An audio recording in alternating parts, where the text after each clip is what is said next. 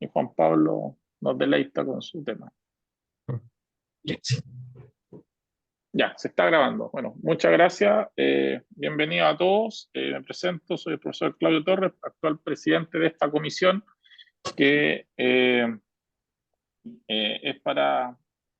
el examen de magíster de don Juan Pablo Castillo González, al cual opta el grado de magíster en ciencias de la ingeniería informática, con su tema de tesis Tri-Compressed Intersectable Sets. Su director de tesis es el profesor Diego Arroyuelo. El comité está conformado de forma inversa, de presentar el profesor doctor Antonio Fariña, que es el correferente externo, está conectado por Zoom, el profesor doctor Roberto Asín, correferente interno del departamento, está también conectado por Zoom a la distancia. Bueno, el profesor guía, doctor Diego Arroyuelo, director de tesis, y quien habla, profesor Claudio Torres, presidente de la comisión. Juan Pablo, tienes 30 minutos para la etapa de presentación. Tú lo tienes. Después de la etapa de presentación viene una etapa de preguntas, que parte primeramente de la comisión, y eventualmente si hay una persona en el público, en San Joaquín, que pueda hacer preguntas. Y después viene la tercera etapa de deliberación.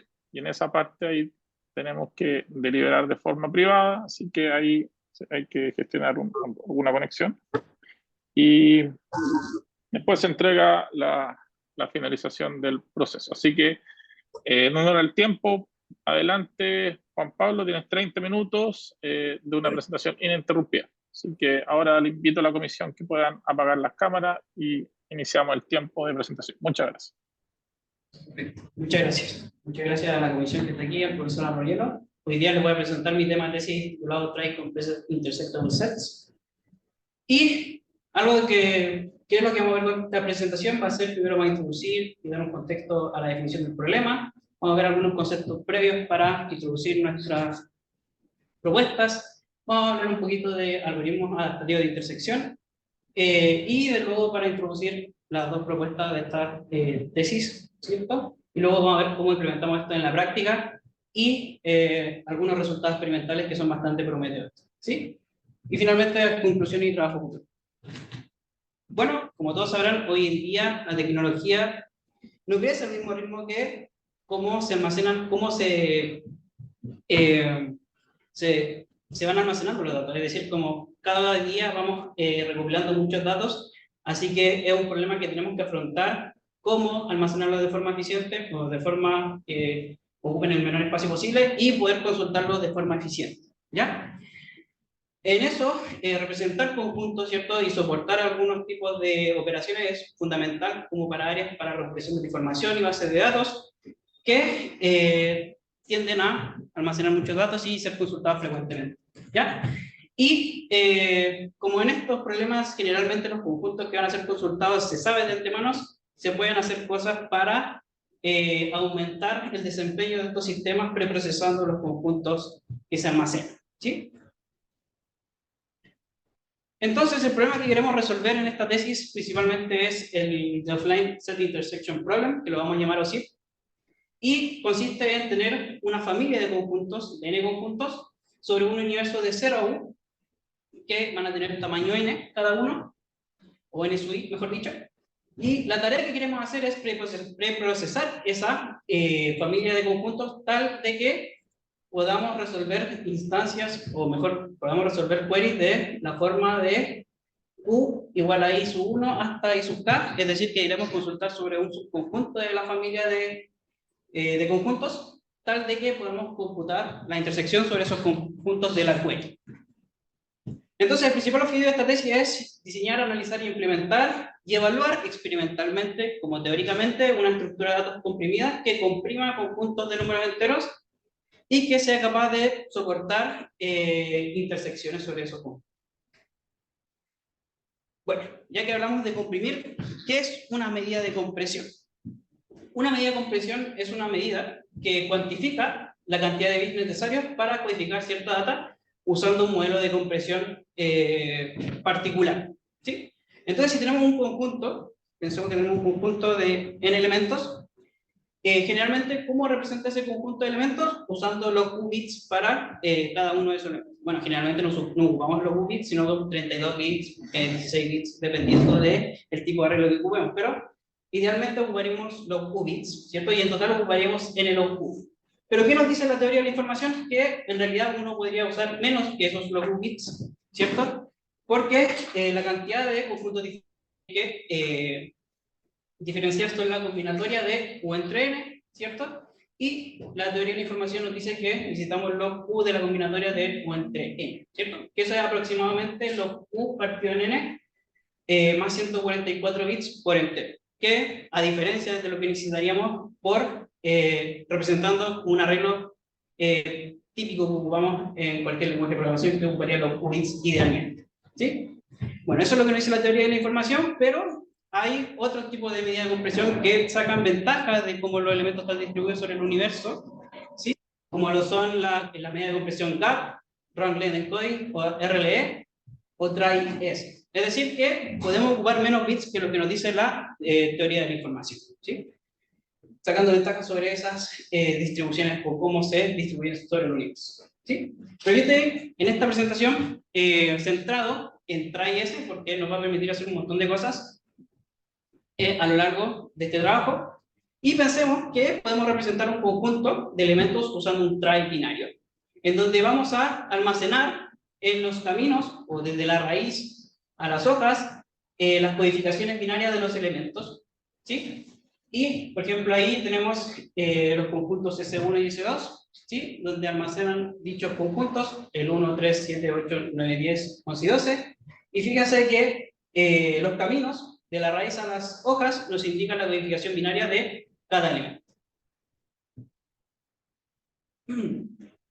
Klein y Zafira propusieron algo que se asemeja a un trie binario, o se asemeja en cómo se almacena, al menos, no, mejor cómo se representa, en donde ellos de alguna forma van quitando los prefijos comunes más largos entre elementos consecutivos, y eso precisamente es un trie binario, y sobre eso, esa representación que ellos codifican la secuencia sobre esas, remover esos prefijos comunes más largos, llegan a lo que ocupa eso es TRI-S, que es básicamente la cantidad de arcos que va a tener ese trie binario, ¿sí?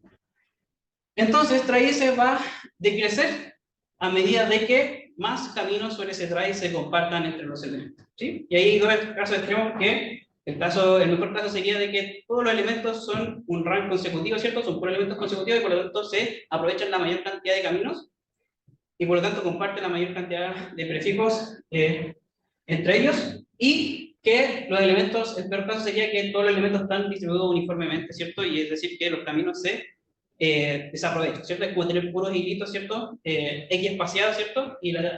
Y los prefijos que se comparten son mínimos, ¿sí? También Gupta ha dicho algo sobre esto de TRI-S, y es que está acotada superiormente por el mínimo entre 2 gap S y n log U partido en n más 2n menos 2.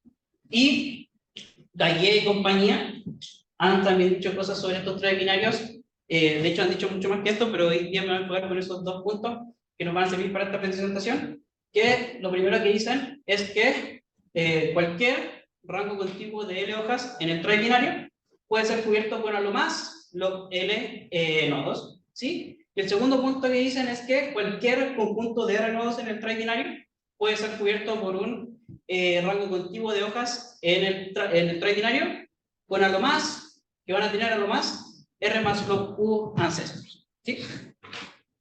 Ahora, eso con respecto a medidas de compresión. Ahora me gustaría hablar un poco sobre algoritmos de intersección adaptativos.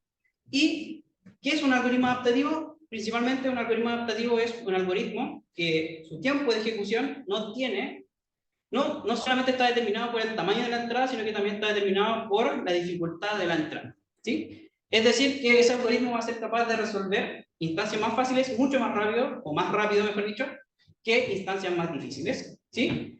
Entonces, esto nos permite hacer un análisis más refinado sobre el tiempo de ejecución de estos algoritmos, porque puede ser que el peor caso sea muy poco frecuente, y por lo tanto esto nos va a dar una visión más fina sobre el comportamiento del algoritmo. ¿Sí? Entre los algoritmos adaptativos para la intersección de conjuntos que se han propuesto, los más famosos son el de DeMay, López Ortiz y Munro, que fue como el primer algoritmo adaptativo propuesto como tal, con ese propósito que sea adaptativo. Y también está el de Barbay y Quiñón, que es súper famoso porque nos da conceptos súper interesantes sobre los algoritmos adaptativos. La idea de estos algoritmos es que cualquier de estos algoritmos tiene que darnos un certificado o una prueba, por así decirlo, diciéndonos que en realidad la intersección que ha calculado realmente es correcta, ¿sí? Y por lo tanto, tiene que decirnos si es que aquellos elementos que reportó la intersección realmente pertenecen a la intersección y aquellos que dejó fuera realmente quedaron afuera. Y parte de ese análisis es decir que cuánto tiempo me cuesta construir esa prueba, ¿cierto? O ese certificado.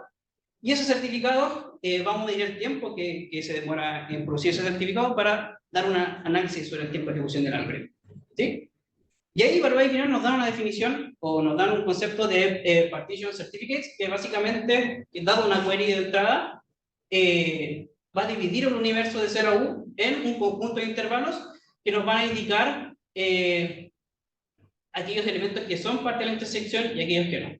En específico, hay dos tipos de intervalos. El primer intervalo que está en el primer punto son aquellos elementos que pertenecen a la intersección y que son intervalos unitarios, ¿cierto? Y el segundo punto que está ahí son aquellos intervalos que representan los elementos que no son parte de la intersección. Y en ese caso, cuando yo quiera probar de que esos elementos no son parte de la intersección, voy a tener que tomar ese intervalo y buscar algún conjunto en que no esté la intersección me dé vacío. Eso. Entonces un ejemplo sería, tengo los conjuntos S1 y S2, y aquí las líneas verticales van a identificar los intervalos de partition certificate, y los intervalos, que aquí me parecen como medio rosados, pero son grises, van a ser aquellos intervalos que indican los elementos que pertenecen a la intersección, y los blancos van a ser aquellos que no pertenecen a la intersección. Muchas particiones pueden ser dadas, o muchos conjuntos de intervalos pueden ser dadas, pero nosotros estamos interesados en la más chiquitita porque es la que nos va a tomar menos tiempo de computar. ¿Sí? Y a ese tamaño de la partition certificate más chiquitito lo vamos a llamar delta, o medida de alternación, o alternation measure, y en el caso anterior tenía como valor 8, delta igual a 8. Entonces Barbay y Quiñón demostraron que la cota inferior sobre ese problema era, para la intersección, era delta por la sumatoria de los de n sub i partido delta. ¿Sí? Y ellos precisamente proponen un algoritmo que es eficiente, mejor dicho, es óptimo, resolviendo el problema. ¿Sí? Ya que les he hablado de medidas de compresión y algoritmos adaptativos, me gustaría tocar este algoritmo bastante antiguo del 78, de Trapp-Pardo, un tesista de NUT, bastante antiguo, y lo que consiste este algoritmo principalmente es un algoritmo de tipo dividir y conquistar, y principalmente lo que hace es dividir el universo recursivamente partiéndolo en dos, ¿sí? Y cada vez que encuentre un elemento que pertenece a la intersección, es decir, cuando llegue a un universo de tamaño 1, lo va a reportar como parte de la intersección. Y se encuentra en alguna parte de que el universo, el subuniverso que está en la recursión actual, que no hay ningún elemento que reportar en la intersección, corta la recursión y rota, ¿sí?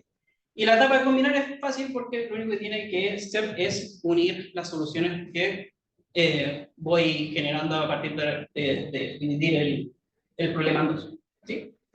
Entonces, básicamente, lo que quiere hacer Trapp-Pardo es dividir un universo en dos, y eso es básicamente lo que hace un trie binario. Cada vez que hacemos una pregunta en cada nivel del trie binario estamos haciendo una división del universo en dos, y por lo tanto, los conjuntos que yo quiero intersectar, yo podría precomputarlos y representarlos como un trie binario y intersectarlos. Es decir, me ahorro el tiempo de ir dividiendo el universo en dos en la recursión, y yo solamente lo que tendría que hacer es hacer un DFS, ¿cierto?, sobre los tres involucrados en sincronización para encontrar la intersección.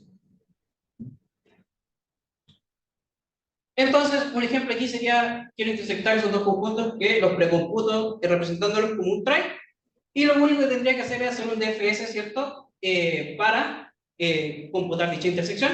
Y fíjense de que cuando yo voy haciendo el DFS, lo que produce esa recursión es ese try que está abajito, el tema abajo.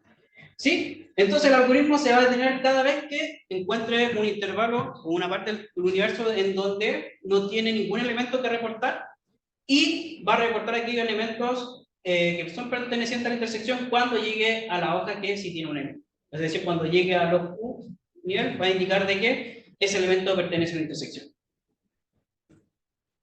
Entonces, nosotros podríamos dar un certificado también con este algoritmo. Es decir, podemos dar una prueba de que la intersección es correcta, y lo vamos a hacer con un Try Intersection Certificate que le llamamos nosotros. ¿Sí? Entonces, en este Try Intersection Certificates van a haber tres tipos de nodos. Que primero van a estar los nodos internos, que en donde por cada nodo interno de la recursión, del try de recursión, que es el que estaba ahí, vamos a tener en todos los tries el mismo camino. Es decir, en todos los tries va a estar presente ese caminito, porque si no, significa de que algo hicimos mal. Y el segundo tipo de nodo va a ser el void external, que nos va a indicar de que efectivamente seguimos el camino, estaba en todos los tries, pero en uno, o en más de uno, justo ese nodo no estaba, y por lo tanto yo tengo que cortar la recursión ahí, y por lo tanto tengo que parar de profundizar sobre esa parte del universo. Y esos son los que llamamos fail nodes, y que los mostramos con una X en el diagrama anterior. Y luego están los valid external, que van a ser aquellos nodos válidos, es decir, que vamos a reportar como parte de la intersección, y van a ser aquellos que están en rojito, ¿cierto? Que son efectivamente aquellos nodos que son parte de la intersección. Entonces, uno a partir de ese try puede deducir o puede crear los intervalos de Barbaz y Quiñón. Lo único que tendría que hacer uno es ver todos los nodos externos, ¿cierto? Y completar la codificación binaria del elemento más a la izquierda y más a la derecha, y ahí tendría el intervalo en donde los elementos no están en la intersección, o en su defecto el elemento está en la intersección porque se llevó un A. ¿Sí? A eso le llamamos Tripartition Certificate, y lo anotamos con P sub AC de Q. ¿Sí? Entonces, a partir de eso, nosotros podemos decir que Traspardo es un algoritmo adaptativo en realidad, que en su inicio, ¿cierto? Cuando Traspardo lo propuso, hizo un análisis en caso promedio, pero en realidad hoy ya podemos decir que Traspardo lo que propuso es un algoritmo adaptativo. ¿Sí? Y básicamente voy a saltarme la demostración, pero básicamente lo que uno podría hacer es tomar los lemas que vimos anteriormente de Gaguier y compañía, y podríamos probar que exactamente el tiempo es el mismo que Barbaz y Quiñón. ¿Ya? En honor al tiempo, me la salté. Entonces, ¿cómo representamos estos tries de forma comprimida que propuso en su día Traspardo? Pero en realidad en esa época la representación sucinta de árboles no existía, o en realidad no se había investigado. ¿Cómo lo representamos? Lo vamos a representar por niveles, estos tries que propone Traspardo, y para cada nivel vamos a almacenar un bit vector, en donde los bit vectors van a estar almacenados los nodos de izquierda a derecha. ¿Sí? Básicamente es como un BFS lo que vamos a hacer sobre los tries, y los vamos a almacenar en ese orden. Y cada nodo lo vamos a modificar usando dos bits, indicando que el primer bit, si es que hay un hijo a la izquierda o no. Si hay un hijo, marcamos con un 1, y si no hay, marcamos con un 0. Similar para el segundo bit, que si hay un hijo a la derecha del nodo actual, lo vamos a marcar con 1, y en otro caso con 0. ¿Sí? Entonces, todas las posibles codificaciones que podemos usar para los nodos van a ser 0, 1, 1, 0, 1, 1, que indican que solamente tiene un hijo a la derecha, solamente tiene un hijo a la izquierda, o tiene ambos hijos respectivamente. Y ahí nos saltamos un código que es el 00, que en realidad es un código inválido, pero después más adelante lo vamos a aprovechar. ¿Sí? Entonces, y esa codificación de todos los nodos la vamos a ir concatenando de izquierda a derecha por cada bit vector que representan cada nivel. ¿Ya? Ese sería un ejemplo de este try de arribita. La representación compacta o comprimida sería la de abajo, porque fíjense que en la raíz tiene ambos hijos, y por lo tanto los marqué con un 1, 1. Marqué con un 1, 1 el primer elemento, Y por ejemplo, si vamos al elemento que está más a la derecha, por ejemplo el 12, está marcado con 1, 0 el nodo que es como padre del 12, porque solamente tiene el hijo de la izquierda. Fíjense como que cuando nosotros almacenamos la codificación binaria solamente queremos almacenar los arcos, lo que necesitamos almacenar son solamente los U-1 niveles. Es decir, comparado aquí tenemos 1, 2, 3, 4 niveles, 1, 2, 3, 4, 5 niveles, y aquí solamente tenemos 4. ¿Sí? Entonces, eso sería la representación comprimida, pero ¿cómo navegamos por el try? Lo vamos a hacer con un operador que se llama rank, que básicamente, dado una posición, me entrega la cantidad de bits encendidos o bits en 1 desde esa posición hacia atrás, ¿sí? Y eso nos va a permitir saber en dónde tenemos que bajar sobre el try. Específico, si yo calculo 2 por rank 1 de la posición del nodo actual en que esté parado, porque quiero saber cuál es el primer hijo, de la posición menos 1 más 1, me va a dar la posición en el siguiente nivel donde está almacenado el primer hijo. ¿Sí? Entonces eso me basta para ir navegando los tries y haciendo el DFS, porque en realidad lo único que necesito es descender con la recursión y no subir. Así que por eso solamente ocupar rank. ¿Cuánto espacio va a ocupar esta estructura? Pensemos en la medida try. La medida try medía la cantidad de arcos que tenía ese try binario, y try S va a tener exactamente try S más 1 nodos, y por lo tanto el espacio que va a ocupar la estructura solamente para almacenar los bit vector va a ser 2 por try S más 1, ¿sí? Pero a eso le tengo que restar n, ¿cierto? Porque en el último nivel no lo vamos a representar, ¿sí? Como que se representa implícitamente, ¿sí? Y para soportar rank vamos a ocupar una estructura, o estructuras generalmente que ocupan o chiquita de try S y que añaden ese espacio extra a la representación. Entonces, por lo tanto, va a tener ese espacio de aquí abajito, el espacio total de nuestra estructura, ¿sí? Que uno después puede analizar también por lo que dice Gupta y tal, pero básicamente se ve más bonito contar, ¿sí? Entonces, eso sería la representación de los tries, y uno puede también hacer lo mismo para intersectar sobre estos tries, solamente que para descender sobre los tries ahora uno tiene que ir calculando ranks, ¿sí?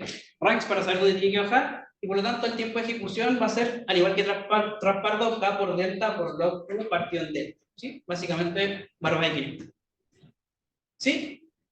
Entonces, el algoritmo, perdón porque sea tan chiquito, que muy grande el algoritmo, básicamente lo único que tenemos que ir haciendo sobre esta representación es ir haciendo un DFS, haciendo AND bit a bit, para que me diga por qué ramas tengo que ir bajando, tal de que cuando encuentre una parte del universo que no hay elementos que reportar en intersección, yo corto inmediatamente la recursión, ¿sí? Y eso va a ser entre la línea 2 y 8, que me van a dar bit a bit para la codificación, voy a ir bajando, calculando rank respectivamente, si es que tengo que hacer. ¿Sí? Ahí hay unos if 1, 0 o 1, 1,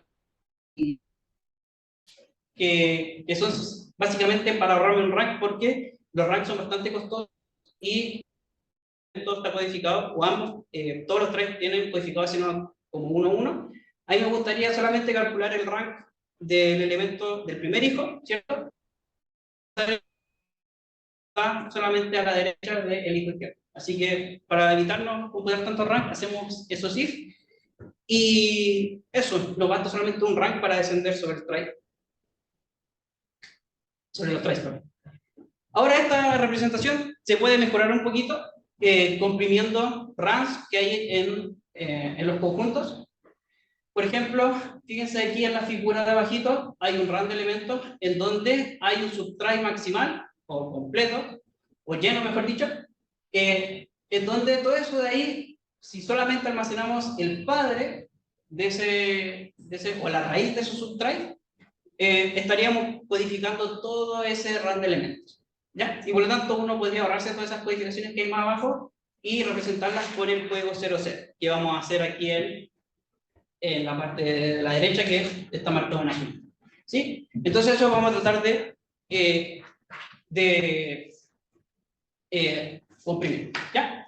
Entonces ahí introducimos la medida retry, básicamente, que es la medida try quitando los elementos, los subtry maximales, ¿sí? Y ahí introducimos Room Partition Certificate, que es básicamente lo de Barbarian, solamente que cambian el primer punto, donde ahora los elementos no solamente se van a reportar como intervalos unitarios, sino que intervalos más grandecitos, ¿cierto? Porque existe son run de elementos y no es necesario reportar uno a uno, ¿sí? Y eso lo vamos a llamar G, que va a ser la Run Alternation Measure, o la media alternancia de runs, que va a ser en el caso anterior G igual a 1, y la estructura va a ocupar 2 R try S, parecido al de el caso anterior, ¿sí? Entonces, nosotros podemos implementar este algoritmo también para, o sea, podemos implementar sobre esta estructura un algoritmo eficiente para intersectar, que va a ser al igual que Barbarian, solamente que G, fíjense que va a ser menor o igual que delta que propone Barbarian, ¿sí? Así que nos va a ahorrar un poquito de cómputo dependiendo si es que hay muchos runs dentro de los conjuntos. Implementación. ¿Cómo implementamos esto? Con BitVectors de la SDSL, una librería bastante ocupada, utilizada en este mundo, y para soportar rank ocupamos varios trade-offs que tiene la SDSL, que por ejemplo es rank B, rank B5 y rank IL, que principalmente rank B ocupan 25% extra de los B-vectors, rank B5 ocupa un 6.25 y rank IL ocupa un 12.5. ¿Sí? Notar que, o sea, como destacar que rank B5 ocupa muy poco espacio, pero es muy lento en la práctica. Y ¿cómo implementamos estos, la algoritmo de intersección? No lo implementamos de alguna forma mono hilo, porque en realidad nos fue bastante mal, porque los ranks son bastante costosos, alrededor de nanosegundos. Y lo que hicimos fue implementarlo en paralelo, con multithreading, ¿sí? Y lo que caracteriza a los tries es que cada vez que descendemos por un nivel o por una rama del try, lo que tenemos abajo es aparte del universo independiente o que no se sobrelapan. Entonces, lo único que tendríamos que hacer es resolver el problema hasta un nivel tal que lo que me quede, ¿cierto? Hasta ese nivel, lo voy a ir asignando a los threads y en la práctica nos funciona bastante bien. Resultados experimentales, nosotros probamos con 3 datasets bastante clásicos para la recolección de la información, como son GovDoc, QWeb y CCNews, que son índices vertidos bastante populares, y probamos para conjuntos mayores o iguales a 4096, y para queries usamos un query log que nos dejó el EMIT, ¿sí? Y que son aproximadamente 20.000 queries, ¿sí? Fíjense, lo único que quiero recalcar aquí es que el GovDoc es una colección que tiene bastante presencia de RAMs, que están bastante clusterizados los elementos, mientras que QWeb y CCNews ya se va perdiendo eso, en QWeb se pierde un poquito y en CCNews ya es un poco más notorio viendo la medida gap o RLE, en donde esa medida va subiendo, ¿sí? Y para probar todo esto, ocupamos mi computador personal, que es un i7 10700K, 32 GB de RAM, en Ubuntu, y implementamos todo esto en C++ con los flags de optimización O3 para optimizar lo que más pudiera el compilar nuestro código, y MHNative para que ocupara todo lo posible de instrucciones especiales como ADX, 512, etc. ¿Sí? Para que fuera lo más óptimo posible. ¿Y con qué nos vamos a comparar? Con Binary Interpolative Coding, Partition Elia Funnel, muy famoso, SIMDBP 128, Simple 16, Parint, Routing, RUP, perdón. Y todo esto están en el proyecto PISA, que es un fork del DSI2 de Venturi y Ottaviano, los creadores de Partition Elia Funnel, menos Routing y RUP, que ocupamos los códigos fuentes de los autores, ¿ya? Esos son muy populares hoy en día. Bueno, aquí tenemos los resultados de espacio, que son bits ocupados por entero en promedio, y el tiempo medido en milisegundos. Y lo que quiero mostrar aquí es que los numeritos en time, ¿cierto? De los tries, el que está a la izquierda va a indicar el tiempo que demoró en ejecutar nuestra solución usando solamente un núcleo, y lo de la derecha va a mostrar cuánto nos demoramos calculando con nuestra implementación multithreading. Básicamente somos entre 5 y 10 veces más rápidos con multithreading, así que en la práctica funciona bastante bien. Bueno, aquí voy a mostrarles gráficamente cómo nos va en trade-off de intersección y espacio. Y fíjense que siempre estamos abajito compitiendo a los que comprimen mejor, ¿cierto? Y solucionando el problema de la intersección bastante rápido en el GOP2. En Cleaver se nota más aún, en donde somos, creo que prácticamente en intersección no tenemos competencia. Y en CC News ya la cosa es un poco más compleja porque es una colección en donde no hay tantos runs, no hay tantas distribuciones, no hay tantos patrones dentro de esa colección como para aprovechar, ¿sí? Porque principalmente es una colección de noticias, así que está en distintos idiomas, distintos temas, así que es un poco difícil comprimir eso, ¿ya? Entonces, eso fue los resultados. Conclusiones. Implementamos, o sea, introducimos el concepto de Drive Partition Certificates, una forma distinta, una alternativa a lo que existía de los certificados de DMine y Barbie-Quinión. Y también a partir de eso, introdujimos algoritmos y estructuras, mejor dicho, algoritmos que son adaptativos y comprimidos, y por lo tanto es súper valioso obtener alguna cuota para estos algoritmos que se ejecutan sobre conjuntos comprimidos, porque en realidad lo que se hace hoy en día es intersectar dando ninguna garantía, así que nosotros lo hacemos y nuestras propuestas son altamente competitivas. Trabajo futuro, quedan muchas cosas por hacer, ¿cierto? En más operadores como unión y diferencias. También hay cosas que han salido nuevas sobre las estructuras rank, que son más eficientes en espacio y tiempo. ¿Y qué pasa si exploramos otras formas de almacenar el tray? Por ejemplo, no un BFS, sino un DFS, o cualquier otra que se le pueda poner a otras personas. ¿O qué pasaría si cortamos el tray a cierto nivel y lo que nos quede a partir de cierto nivel lo representamos con otra codificación que podría ser, no sé, Elías Fano, o básicamente bitmaps o arreglos de entero? Bueno, en eso ya están trabajando hartos estudiantes, así que esperamos tener resultados pronto. ¿Sí? Eso, muchas gracias. Muchas gracias, Juan Pablo. Ahora cumplimos en 31 minutos, así que excelente el tiempo. Ahora viene la etapa de la ronda de preguntas, donde la primera parte se le ofrece al profesor más alejado del trabajo, que en este caso sería el profesor Fariña. Así que le cedo la palabra al profesor. Bueno, nada. Vamos allá.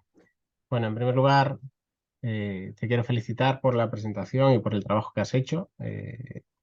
Considero, aparte de la presentación que has hecho hoy, que el hecho de tener ya una publicación en una conferencia como CPM ya le da suficiente entidad a este trabajo. Luego, de nuevo, creo que la presentación ha estado muy bien en línea con lo que es la memoria, así que también te felicito por eso. Muchas gracias. Respecto a la memoria, sí que creo que se ha notado demasiado que habéis escrito primero el paper y luego has hecho la memoria y ha quedado un poco sucinta en algunas partes. Creo que iniciar todos los capítulos con una pequeña introducción de lo que vas a ver es algo que se agradece, y a lo mejor, por ejemplo, el capítulo 3 podrías haber estructurado un poco más en técnicas de representación de enteros y luego algoritmos de intersección, pero en general, bueno, tampoco es un defecto demasiado grande en mi opinión. Y ya centrándonos en la ronda de preguntas, veo que en la parte de experimentos, si puedes poner la transparencia donde tienes una de esas figuras, esa estaría. Veo que has incorporado en la presentación en try, en rtry, los resultados de la versión multithread y monothread. Es algo que estaba esperando porque no me había quedado del todo claro en la memoria si los experimentos realmente usaban el algoritmo de intersección multithread o no, y ahora ya lo veo claro. Mi pregunta, y la primera es, ¿crees que la opción de hacer un algoritmo de intersección multithread en vuestras técnicas podría de alguna forma estar, no sé cómo decirlo, podría ser aplicable también a alguna de las otras estructuras, por ejemplo, el RUP que tenéis ahí, o a lo mejor en Partition el IASFANO. De hecho, en RUP no creo que se pueda porque básicamente divide el universo, pero no en dos. Divide el universo en bloques, por así decirlo, en tamaño infinito. Bueno, ahí yo creo que quizás se pueda hacer algo en hacer como... Porque ahí representa como en un árbol, podría hacerse un DFS, pero es un árbol bastante chiquitito, es un árbol como de altura 3, así que es complejo en RUP. Pero Vale. sí, por ejemplo, por ejemplo, el diáfano, la representación se podría combinar con nuestro drive, por ejemplo, cortar hasta cierto nivel. Es Claro. decir, la intersección va a ir de alguna forma descartando parte del universo y lo que me queda hasta cierto nivel lo represento con el diáfano y ahí sería otro tipo de ver cómo lo intersectamos. Pero básicamente en esas cosas hay gente trabajando y podemos ver cómo se ve. De hecho, creo que están trabajando también con los drives canónicos de Huffman, o sea, los códigos canónicos de Huffman, así que sí se pueden aplicar a otras representaciones.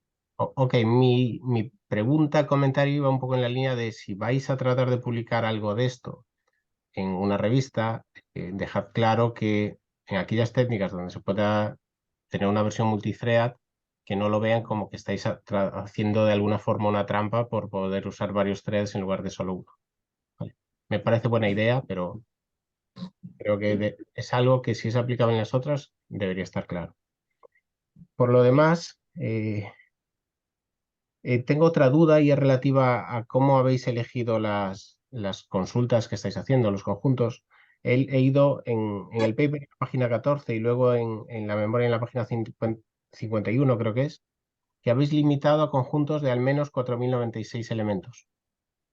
Sí. Y la pregunta es, ¿hay un motivo detrás de eso? ¿Y qué pasaría si usaseis conjuntos más pequeños? No, Sí.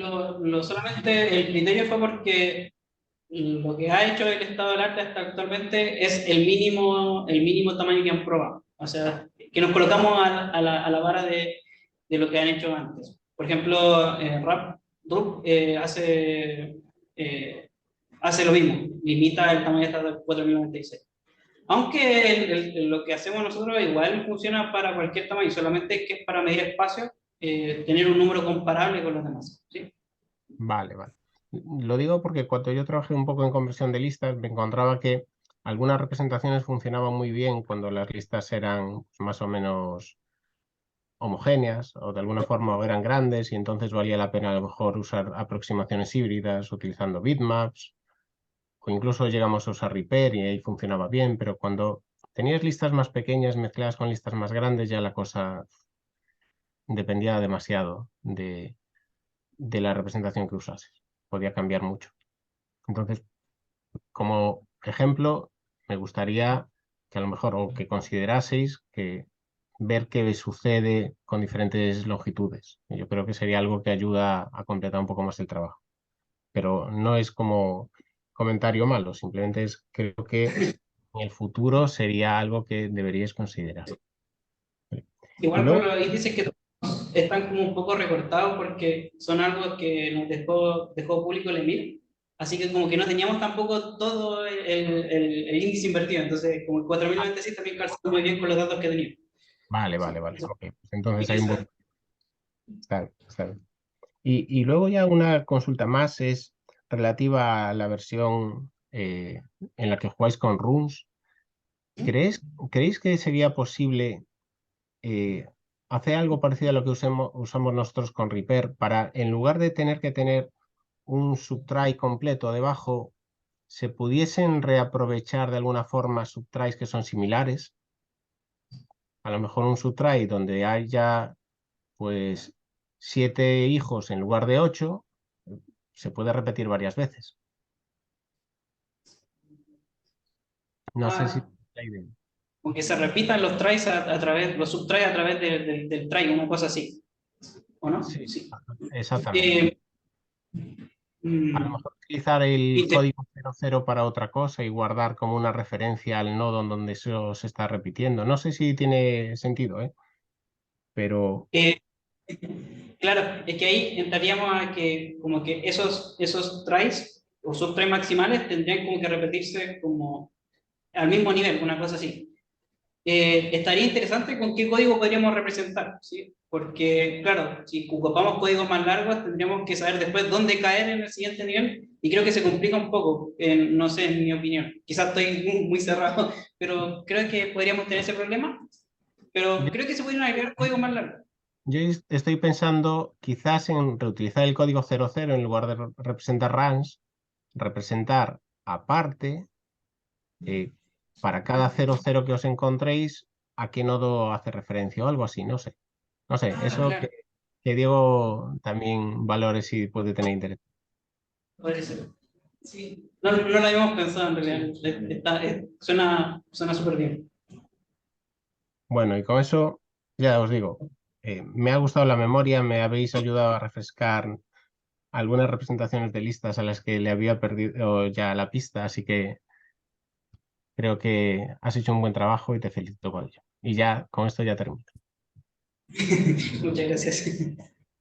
Muchas gracias por la primera parte de ronda de preguntas. Ahora invitamos al profesor Roberto Asín. Voy a hacer Ok, sus preguntas.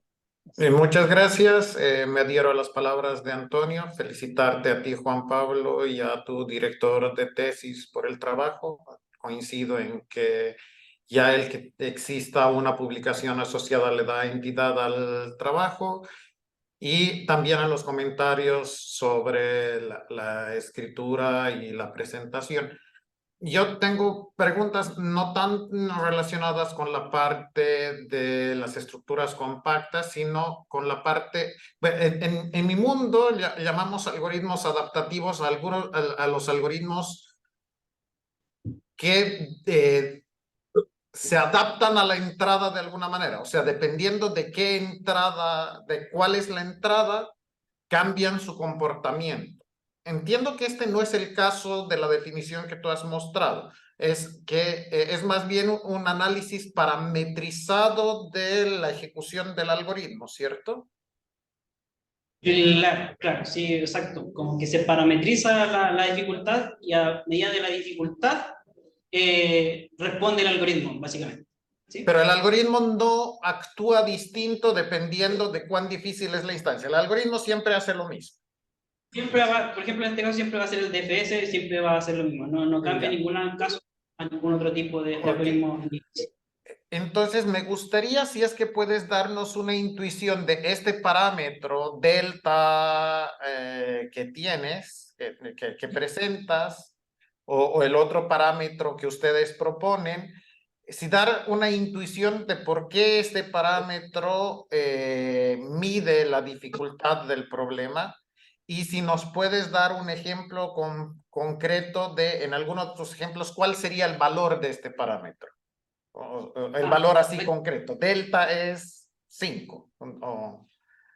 Aquí, por ejemplo, hay uno, ¿cierto? ¿Se ve? Sí. Creo que está, perdón, ahí sí. Ahí, en ese caso, fíjese que el conjunto, ambos conjuntos están cortados, el universo está cortado en pedacitos, ¿sí? Y básicamente lo que mide la dificultad es, de alguna forma voy a entrar como en lo que hace el algoritmo de Barbaignan, que la intuición nos dice que es como cómo tiene que ir saltando el algoritmo para ir reportando elementos que están o no están dentro de la intersección. Fíjese que aquí el algoritmo tiene que hacer mucho más trabajo porque tiene que descartar uno y después pasa a hacer el otro conjunto, descartar dos, pasa a hacer el otro conjunto, descartar tres. Y aquí recién descartó una parte del universo más o menos considerablemente que no es un singleton o no es un elemento que no es un intervalo que tiene solamente un elemento.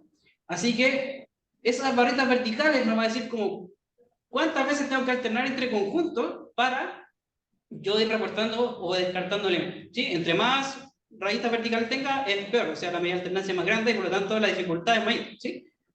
En este caso, fíjese que en la última parte, no puedo apuntar, que estoy apuntando aquí, en la última parte, en el rank 8, 9, 10 y 11, el algoritmo rápidamente descartó los elementos porque en el otro conjunto de esos dos no hay ningún elemento. ¿Sí? Y por lo tanto es fácil para el algoritmo descartar ese tipo de patrones, por así decirlo. Y por lo tanto va a ser más fácil esos tipos de patrones descartar el algoritmo de intersección. O sea, tú dices de que el tiempo de ejecución del algoritmo en un solo paso descarta todo ese subconjunto, el 8, 9, claro, 10, 11, y por eso el tiempo de ejecución depende de ese delta. Exacto, depende de qué tamaño tengan, o sea, de cuántas particiones hayan, porque cuántas particiones hayan van a ser como la cantidad de alternancias que van a tener entre los conjuntos para yo determinar la intersección. Y en ese caso es 8 porque tengo 8 intervalos, ¿sí? Esa es la dificultad para esa entrada, ¿sí? ¿Se entiende? Ya. Sí, y el que ustedes proponen, ¿cómo se relaciona con esto? ¿Cómo se relaciona con...? Porque su algoritmo no depende de delta, sino de otro parámetro que juega el mismo rol, ¿cierto? No, de delta también. Fíjese que ¿Es aquí... delta también? Delta el primero. El delta es el primero, el que está en la versión sin RANS. ¿Sí? Ya, claro. Porque físicamente para yo descartar parte del universo lo hago con intervalos, ¿cierto? Pero para yo decir que un elemento pertenece a la intersección, tengo que bajar hasta la hoja, ¿cierto? Que es básicamente ese intervalo unitario que yo estaba mostrando en la definición de Matrix. ¿Sí? Y el Pero la versión de RANS es otra que se llama R-try-run. ¿Dónde, perdón? Más atrás, perdón que estoy. Más adelante, recuerdo. No, perdón. ¿Dónde tenía esto? Verification certificates. ¿Algo? Ah, perdón. Ya, ahí sí. Acá. Sí, acá es distinta porque con los RANs yo podría descartar partes del universo, perdón, podría reportar partes del universo que están completitas, ¿cierto? Indicando un intervalo.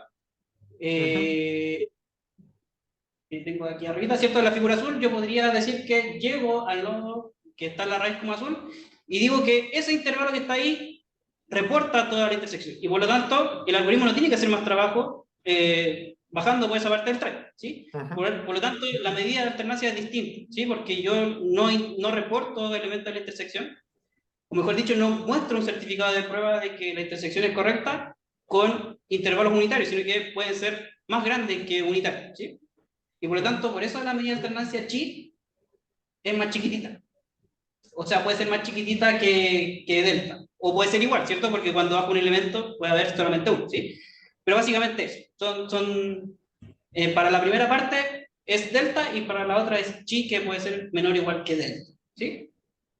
Ya, sí, o sea, yo también así sumándome a cosas interesantes que se me vienen a la cabeza, esta relación de chi con delta en sus distintos casos de prueba podría ser interesante conocer hasta qué punto realmente chi te ayuda a podar sobre delta y hasta qué punto es significativo, por ejemplo, ¿no? Claro, es que en la práctica el algoritmo de intersección que hicimos, hay mucho overhead de cosas que hay que pasarle a la recursión. Entonces, en la práctica va peor que en tiempo, un poquito peor que la versión sin RANs. Así que por eso como que no hicimos tanto énfasis en ese análisis, porque en realidad no tenemos como comparar tiempo, porque en la recursión hay que entrar a introducir parámetros, por ejemplo, de que si tengo que sacar un try de la recursión o no, y así cosas que se van copiando, y si el try crece hacia abajo, cosas que van sumando. Entonces, básicamente por eso no lo hicimos. Ok. Ya, y mi último comentario, que también coincide con Antonio, es, a mí también me ha faltado un poco de justificación de por qué escogen los juegos de datos que escogen, por qué el tamaño de los conjuntos, por qué el número de conjuntos, o sea, un poco más de motivación de por qué toman estas decisiones, sobre todo para no ser acusados de cherry picking. Aunque yo sé que no es el caso, pero sí creo que es importante el justificar de dónde vienen las decisiones sobre qué conjuntos de datos has trabajado, que ese tipo de cosas. Ok, sí. Porque en realidad nosotros nos encontramos con cherry picking en algunos métodos que hubo por ahí, pero sí, totalmente, sí, tenemos que justificarnos. Ok, eso es todo. De nuevo, felicidades por el trabajo a ti y a Diego. Muchas gracias. Muchas gracias, Roberto. Profesor Guía, ¿quisiera hacer algunas preguntas? Sí, Diego. creo que tengo algunas preguntas. ¿Se me escucha, cierto? Sí, sí, se escucha bien. Perfecto. Entonces tengo unas preguntas y comentarios que hacer para completar lo que ya han preguntado. Muy buen trabajo, buena presentación. Muy bien. Fue súper entretenida aún cuando he estado trabajando en este tema con Juan Pablo. Me entretuve durante tu presentación, sí, muy bien. Cuando en la PPT 15 nombraste los adaptativos, no sé si hace falta que vayas, pero solo para mencionarlo. Mencionaste los trabajos de D-Main, López Ortiz y Murro, que es uno de los algoritmos, y el otro es Barbay Kenyon, pero dijiste que son algunos de los más famosos. No, son los más famosos. Son los únicos que existen en realidad.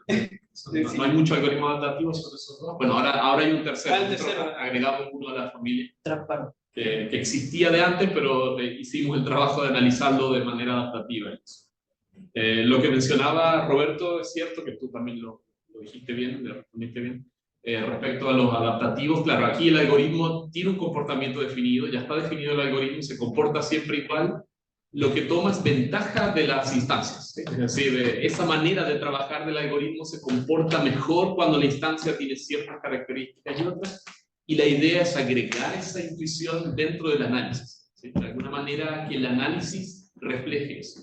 Lo típico que pasa con insertion sort, que uno siempre dice insertion sort es n cuadrático, pero no, o sea, una mejor manera de analizarlo podría ser, bueno, cuántas inversiones tiene la entrada y que el tiempo de ejecución sea en función de eso.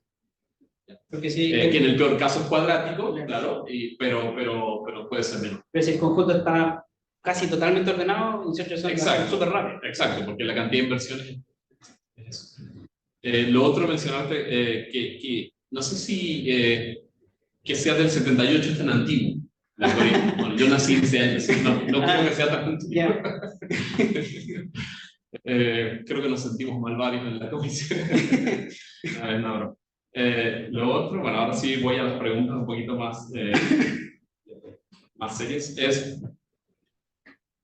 una cosa importante y bonita que encontramos es este parámetro de dificultad, el chi. Toma ventajas de los runs, y eso, lo bonito es que muy naturalmente nuestra representación de runs nos permite trabajar en ese tiempo de ejecución, ¿cierto? Ahora la pregunta es, ¿qué pasa con los otros? ¿Qué pasa con Barbay Kenyon? ¿Y qué pasa con D-Main? ¿Será fácil modificarlos para que ahora tomen ventaja del hecho de que en la salida a veces hay runs? Porque eso pasa, o sea, a nosotros nos va mejor cuando la intersección tiene runs, ¿sí? Es lo que no logramos en la práctica, ¿no? Porque no encontramos conjuntos en los que pasa mucho eso. Claro, sí. Pero yo creo que sí. De hecho, yo estaba pensando en que quizás podríamos hacer algo como lo que hacíamos en mi memoria, que algo dividido, ¿cierto? Que en vez de ir intersectando, bueno, como contexto, Barbay Kenyon lo que hace es saltar usando una búsqueda exponencial por cada conjunto buscando el elemento, cosa que a veces encuentra el elemento, lo reporta, ¿cierto? Y después va al siguiente conjunto, ¿sí? Lo que uno podría hacer es lo siguiente, que es básicamente encuentro un elemento en intersección y empiezo a probar secuencialmente si es que los demás están dentro. Por ejemplo, si tengo 8 puros 8, ¿cierto? En ese caso hay puros 8 en runs y yo podría reportar todos esos 8 como parte de la intersección. Ahora, tendría que volver a buscar ese elemento del otro conjunto, así que se me hace un poco difícil, pero me huele a que uno podría buscar secuencialmente a ver si es que los elementos están o no.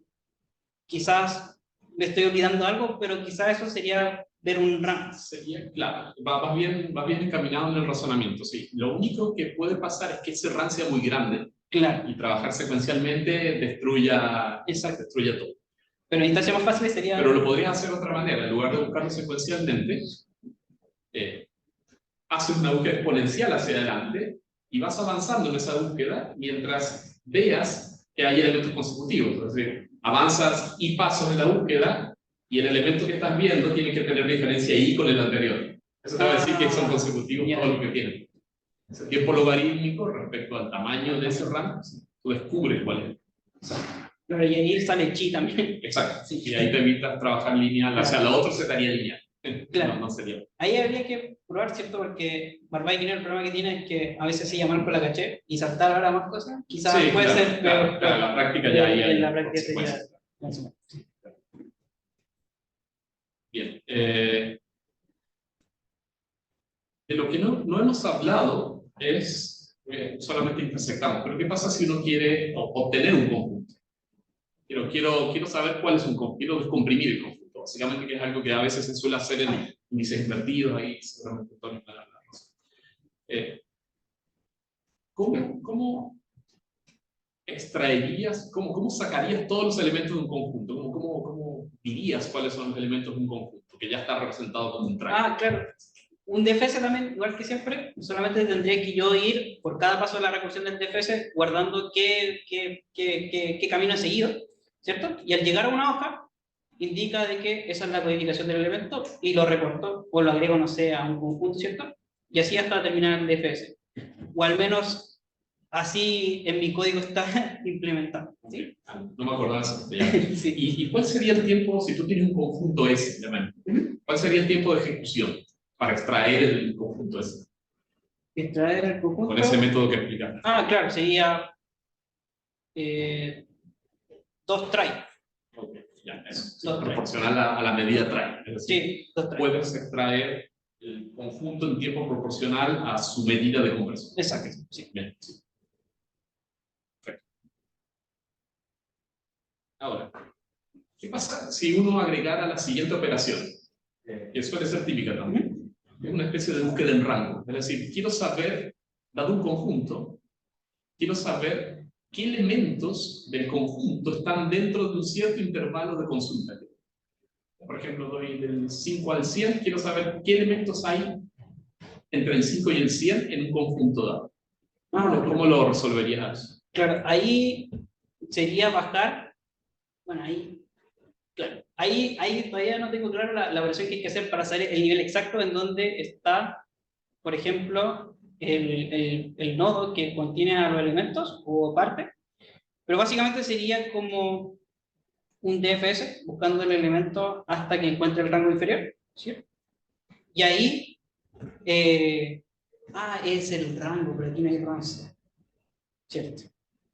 Un rango de elementos. Por ejemplo, a lo mejor te puedo ayudar con un ejemplo de lo que tienes dibujado ahí. Quizás te permita verlo mejor. Por ejemplo, claro. Por ejemplo, si quiero saber el rango... del 6 al 13. 6 al 13. 6 al 13, claro. 6 al 13. Hay que bajar aquí, ¿cierto? Por la izquierda, encontrar el 7, ¿sí? Y de ahí me voy devolviendo la recursión hacia arriba hasta encontrar la codificación del 13 o ver que la codificación del 13 no existe, ¿sí? Al menos así me la imagino yo. Básicamente es como un DFS hasta encontrar el elemento más chiquitito que esté contenido por el rango inferior, y ahí la recursión se va devolviendo hasta que encuentre la codificación del 13 o derechamente no está el 13, ¿cierto? Y termina. Básicamente sí, es como una especie de, no sé si un DFS, pero acotado a los extremos. Es decir, como que bajas por el 6, que es el extremo inferior, hasta que fallas, ¿no? Y te das cuenta que en realidad el 7 es lo primero. Pero después el resto tienes que navegar lo que te queda en el medio hasta que llega hasta que llega o falla derechamente. No también puede ser interesante pero eso sería mencionarlo en alguna versión. Proporcional, igual es como atrae en el peor caso. O un sí, algo por ejemplo. Claro, pero la versión de RAM sería ser un poco más eficiente porque va a darse cuenta si es que RAM o no. Y... Claro. Una cosa que me gustaría notar también, que justifica el por qué hicimos multithreading, es que el resto de competidores están con demasiado trabajo de ingeniería en sí, ¿no? Entonces, una cosa bonita de este trabajo es que comprime, pero además tiene garantías de tiempo, ¿no? Entonces da garantías de espacio y tiempo, lo cual no es común, de hecho, es uno de los primeros que hacemos eso. Y el resto funciona bien, pero no da garantías en ambos sentidos. Y tiene un montón de ingeniería encima, de hecho con equipos grandes parece, y le meten todo el paralelismo que pueden y usan el set de instrucciones a más no poder. Entonces, en base a eso es que decidimos, cuando De hecho, eso fue algo en lo que me convenciste. Yo no era de la idea de hacer algo paralelo, pero insistió Juan Pablo en hacerlo, básicamente porque no trabajo en esa área. Entonces él fácilmente lo adaptó a lo que teníamos y funcionó súper bien. A partir de ahí ganamos, ¿no? Pero, claro, quizás en un paper un poquito más grande no teníamos mucho espacio en CPM para decirlo. En una revista sí hay que indicar que, primero, lo que mencionaba Antonio es importante, que si nosotros pudiésemos hacer lo mismo con el resto, y además decir que el resto está totalmente hecho para la práctica y es injusto algo mucho más algorítmico como lo nuestro. De hecho, Roaring, y bueno, menos Roaring, pero más RUP, que es Recursive Universe Partitioning, abusa de las instrucciones ABX y vectorizadas. Y en realidad, si yo quiero ir a RM, por ejemplo, ahí las instrucciones vectorizadas, ahí está 128 bits, y ahí probablemente muera RUP. Roaring está más estandarizado, pero el espacio se va a las páginas. Pero básicamente sí. Creo que los últimos tres, que son los más competitivos, abusan de la vectorización. Y, claro. Y última pregunta, ¿qué piensas tú ¿será vendible a la industria una solución como esta? Porque, por ejemplo, Rowling y ellos, podéis mencionar eso, ¿no? Claro. Yo creo que lo bonito es que la solución que damos nosotros es que nosotros podemos representar la solución o la intersección como un mismo tren. Así que yo creo que en la industria ahorrar espacio lo más posible es fundamental, y por lo tanto yo creo que sí tiene cabida, porque en realidad si uno está intersectando y intersectan en el mismo espacio y reporta la intersección en el mismo espacio y pueden hacer más operaciones sobre esa misma estructura, genial, ¿sí? Así que yo creo que sí. Ahora, creo que lo único que nos podría perjudicar es el tema energético, que hoy día está tan de moda, que probablemente las instrucciones vectorizadas son mucho más eficientes porque básicamente ocupan un solo núcleo, etcétera, y nosotros jugamos el procesador a full. Así que podría ser que a cierta parte de la industria no le interese. Pero si somos más rápidos, significa menos ciclos de cómputo. Entonces, no implica menos energía eso. Habría que investigar, ¿cierto? Porque, no sé, por ejemplo, quizás el procesador estando computando Roaring consume 20 watts versus a tener todos los tres llenos, y los procesadores hoy en día llegan a ocupar, no sé, 300 watts, cosas así. Y para ver qué sorpresa más. O sea, no tengo claro. Okay, no se traslada directo tiempo de ejecución en energía. En energía, claro. Hoy en día es como que la industria, velocidad del reloj hasta las nubes, pero ¿a qué costo? Okay. Pero sí, yo probé mi solución en Mac, en el M1, que es ARM, y funcionó bastante bien. De hecho, lo corté y ahora funciona, así que funciona bastante rápido. Una ventaja es que somos muy portables. Ya, bien, yo creo que estoy conforme con mis preguntas. Muchas gracias, Diego. Antes de dar la palabra al público, ¿algún miembro de la comisión le gustaría hacer alguna otra pregunta? Profesor Sacín, Fariña, ¿no? ¿No? Ya. Diego, no sé si hay... Gracias. ¿Hay alguien en la sala que quisiera hacer alguna pregunta?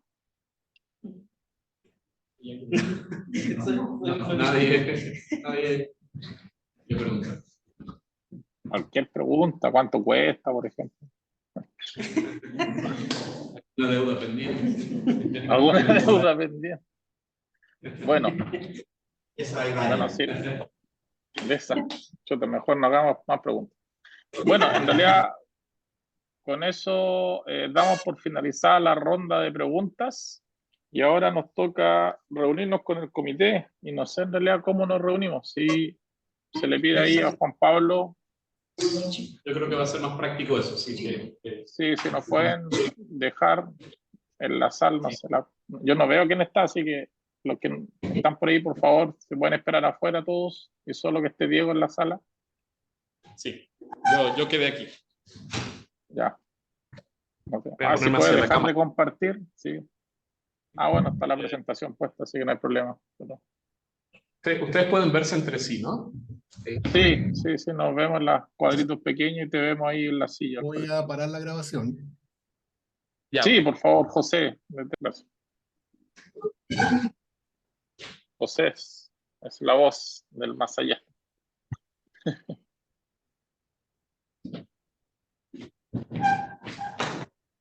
Falta una foto ahí, José. Juan Pablo, muchas gracias por volver. ¿Ya está todo el público presente? Sí. ¿Sí? Ah, ya. A Diego también todo. Excelente. Sí, muy bien. Bueno, Diego, muchas gracias por la espera. La deliberación de la comisión fue bastante rápida. El trabajo fue escrito, fue evaluado con nota 100. La defensa oral con nota 100. Entonces nos da un promedio de nota final 100. Así que te felicito como nuevo magíster en Ciencias de la Ingeniería Informática del Departamento de Informática de la Universidad Técnica Federico Santa María. Un aplauso virtual o presencial a todos, por favor, y a Juan Pablo. Muchas gracias. Pueden saludarlo. Así que Felicitaciones. ahora, felicitaciones al profesor, guía.